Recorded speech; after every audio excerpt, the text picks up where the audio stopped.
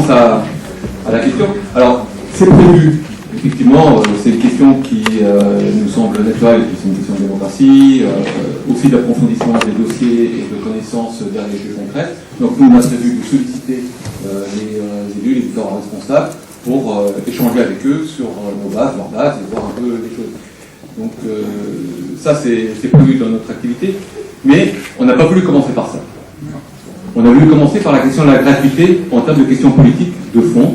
Et comme on est un collectif et que déjà on a beaucoup travaillé là-dessus, mais ça nous a beaucoup absorbé, donc on fait les choses les unes derrière les autres. On aura d'autres initiatives qui viendront derrière ça. Et parmi celles-ci, évidemment qu'on va les rencontrer. Mais sur des bases qu'on aura élaborées en commun et qu'on aura élaborées avec vous, avec votre rapport, qui a été important ce soir-là.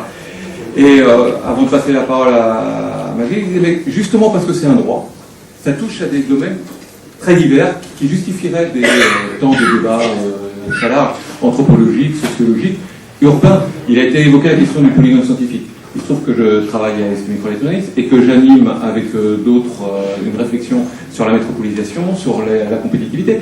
Et il faut voir que la question de l'excellence, de la compétitivité, induit forcément une centralité. C'est-à-dire que quand on fait un territoire d'excellence, forcément, on induit une contrainte urbaine, on induit des déplacements, et ça fait que le débat, effectivement, il est très grenoblocentré, parce que c'est la construction même qui fait ça. Et ça mériterait qu'il y ait un débat spécifique sur la logique urbaine qui est à l'œuvre, parce que quand on prétend concentrer 10 000 salariés, 10 000 étudiants, 10 000 personnes sur une zone aussi contrainte que le polygone scientifique, alors qu'autour, il y a d'autres communes comme Fontaine, Saint-Martin, etc., qui auraient pu accueillir ça, il y a un choix qui est fait, il y a une orientation qui est faite, et ça mériterait déjà un développement en soi. Donc il y a plein de pistes à faire là-dessus. Voilà. Ce que tu viens de dire, ça interpelle la Marseillaise que je suis. L'exagération était... Je suis née à Marseille, pas au Mali.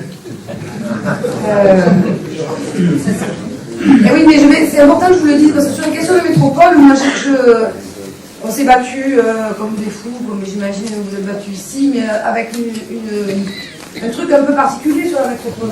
C'est qu'on était parti justement sur cette idée que l'aire métropolitaine marseillaise, parce que là la métropole nous l'impose sur 80% du département, hein, donc il n'y a pas de problème, tout le monde y a droit sauf Arles.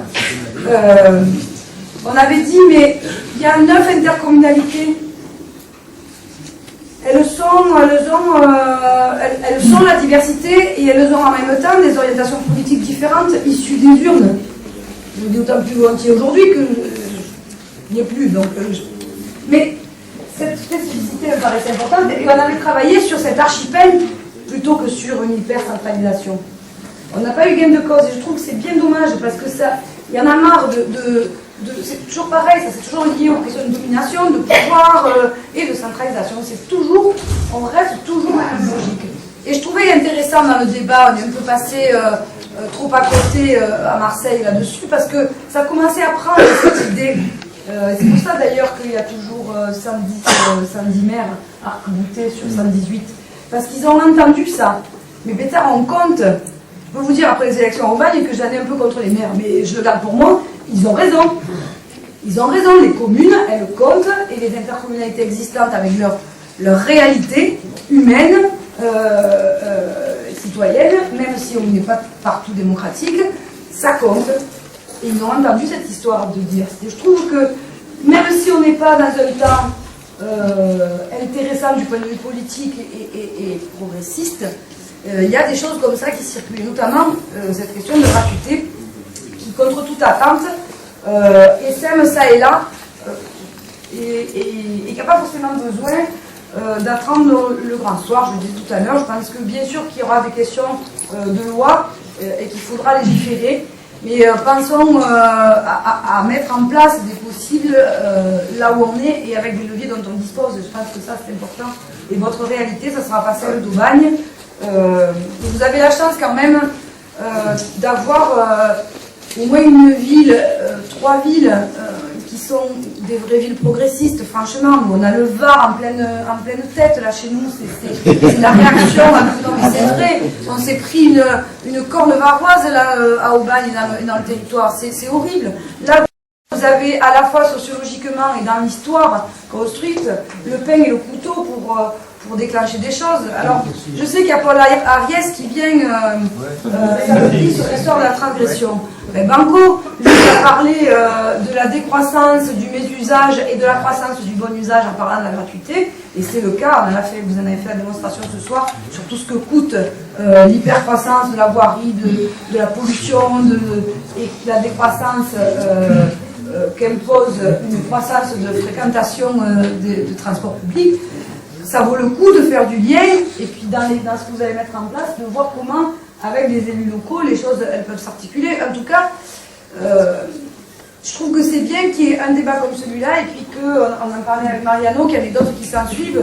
Vous pourriez aussi, je vais vous dire un truc, je raconte un peu ma vie là, mais mon père, après 50 ans de Parti communiste français, en 2008 ou 2009, après la présidentielle, a décidé de quitter son parti, il a beaucoup pleuré, et il a adhéré, le fou, à Europe Écologie des Verts, sans votre respect.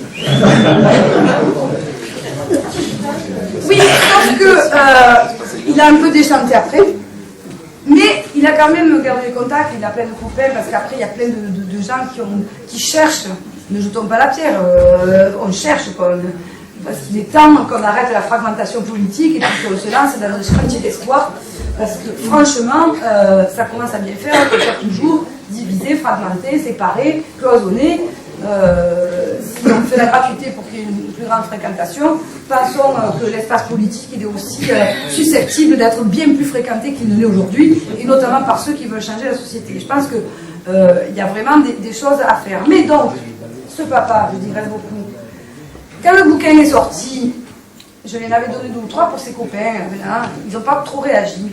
Et alors il a décidé, il y a 3 mois, il en restait un, de l'envoyer à votre mère.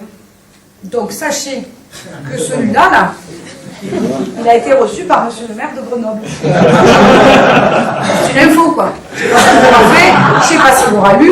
Même Hollande m'a répondu quand je l'ai envoyé. Donc normalement, il devrait répondre.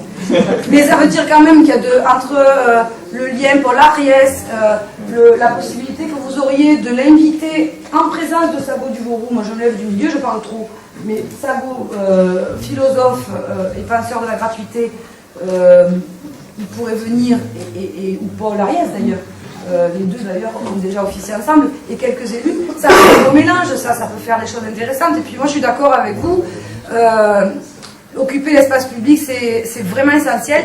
Et moi j'ai toujours souffert de plein de choses. C'est que avant d'être présidente de la l'ABO, j'avais entre autres délégations celle de la démocratie dans ma commune à Aubagne, et je crois que sur les pratiques, on a toujours cherché à faire en sorte qu'il y ait beaucoup de monde. En tout cas, qu'on puisse aller piocher des formes un peu différentes de démocratie. C'est vrai qu'on n'a jamais trouvé la solution idéale, mais je trouve que ça vaut le coup de réfléchir à des formes différentes de rencontre des gens. Le théâtre invisible, le théâtre forum, ça marche vachement bien en place publique, on l'a testé.